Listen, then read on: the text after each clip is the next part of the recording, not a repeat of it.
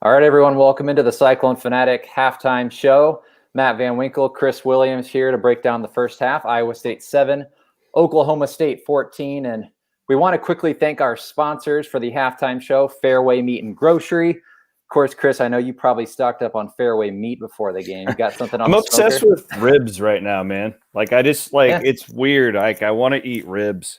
I want to smoke ribs like twice a week right now. I Yeah. don't blame you. Fairway's the spot to go.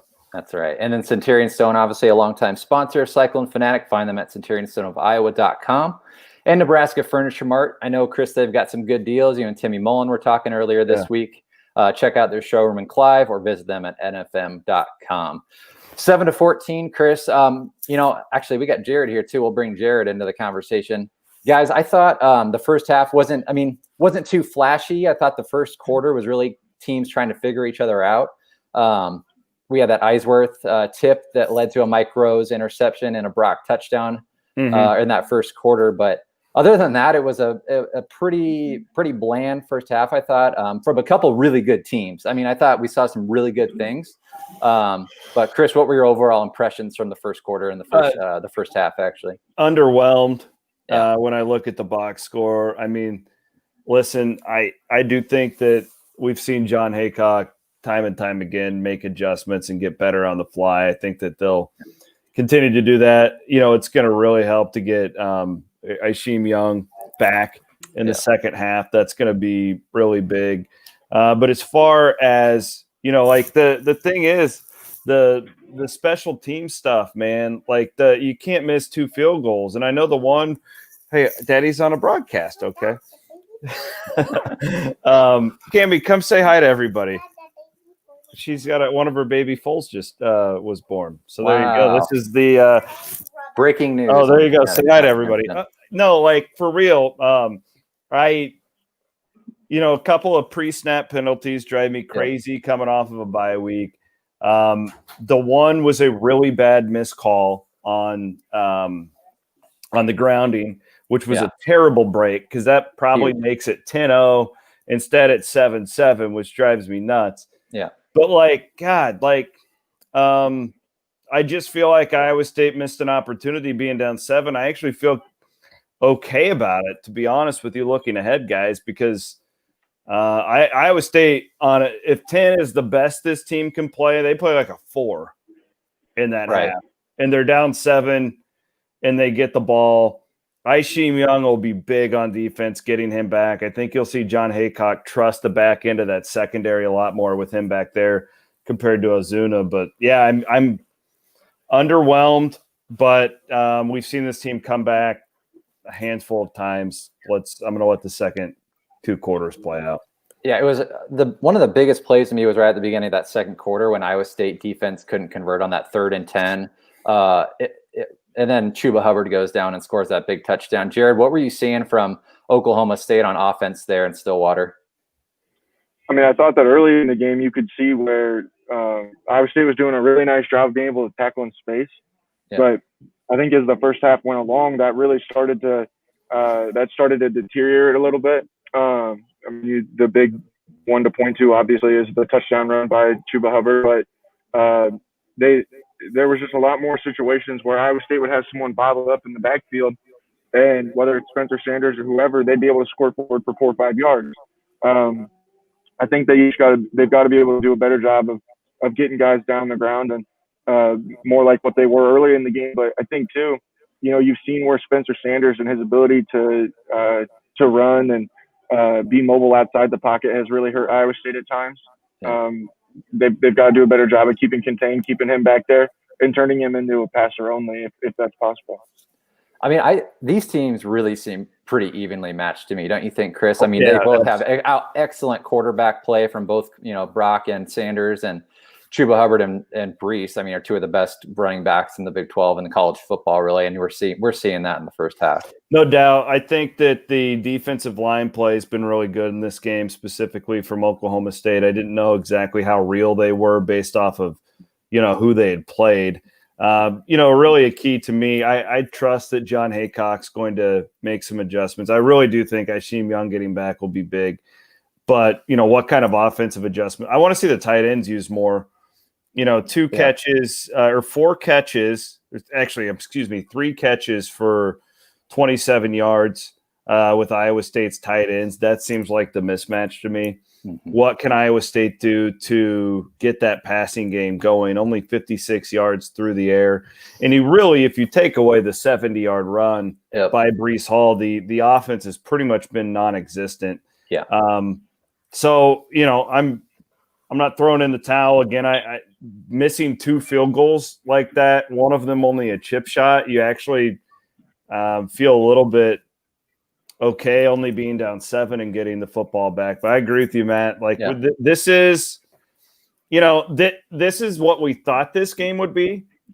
But Iowa State is hurting itself. Yeah, and that was what we said couldn't happen if you were going to go and get a top 10 road win against a team like Oklahoma State. And right now, Iowa State deserves to be down on the scoreboard.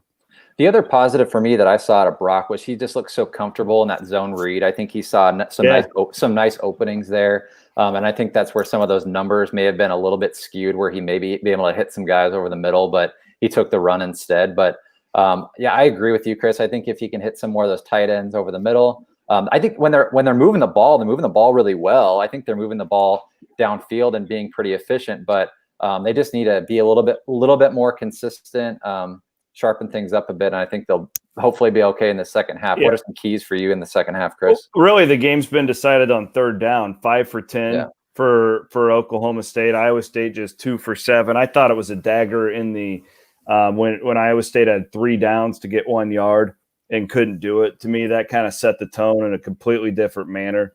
But I don't know. We'll see. This got a little bit, Jared, of a TCU type feel. That type of a game. I don't think that this game's going to get up into the mid-30s like we saw in that one. But what about you, Jared? What are you seeing on the ground there in Stillwater that we might be missing on television? I think the biggest thing is you've got to figure out a way. With Oklahoma State offense, I think the defense has really played pretty well for the most part. And what can you do to be able to get off the field on third down? I think that's where you've got to contain Spencer Sanders. Can you do something to make him uncomfortable, but not allow him to improvise in the same way that he did in the first half? And then I think the other thing, if you take away the 70-yard run by Breece, Iowa State's averaging about 3.5 yards per carry. Breece is averaging 2.4 yards per carry. They have to figure out something in that running game because just to loosen up what Brock can do through the air. And I'm interested to see if maybe Iowa State will try and take some shots against the Oklahoma State blitzes that they're deploying a lot on third downs, especially. And I think that they probably will, because Oklahoma State, there's been a couple of situations where they've left themselves pretty exposed. I fully expect this. This reminds me a little bit, guys, with Jared talking about contain and Spencer Sanders. We've seen this before with what Spencer Rattler was doing to Iowa State in the first half of that Oklahoma game. And remember, the theme after that game, really the talking point was, wow, the defense made all sorts of great adjustments. We'll see if that happens.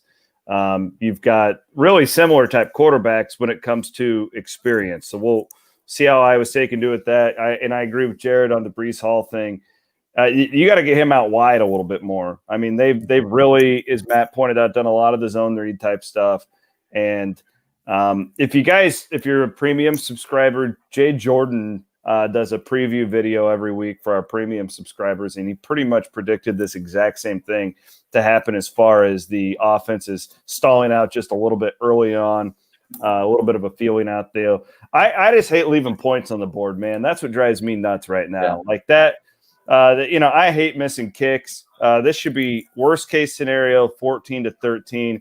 Best case scenario, Iowa State should have the lead right now. 17-7 or something like that. Yeah, that's what I hate, and that's why I'm just frustrated here at halftime. It hasn't been perfect. You knew it was going to be a really difficult game to go on the road and win this one. We knew that. And Iowa State hasn't executed to the point where it's deserving of a win. But there's 4 quarters to play. I like the fact that Iowa State gets the ball, go out there and drive it right down there, shove it down their throats, and tie this thing up, and let's see what happens. I say that Iowa State's losing, Matt. I I'm not like convinced that Oklahoma State's a lot better than Iowa State, though. No, that's what I agree. Yeah, I've watched a lot of Iowa State games where I'm like, yeah, we're not as good as that team. I don't feel that way at halftime right here.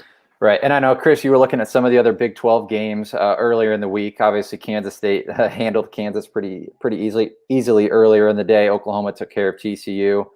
Texas leads Baylor 13-3 at the half. So we'll keep an eye on that one, and West Virginia Tech as well later in the day. Anything else from you guys before we wrap up? No, I'm good.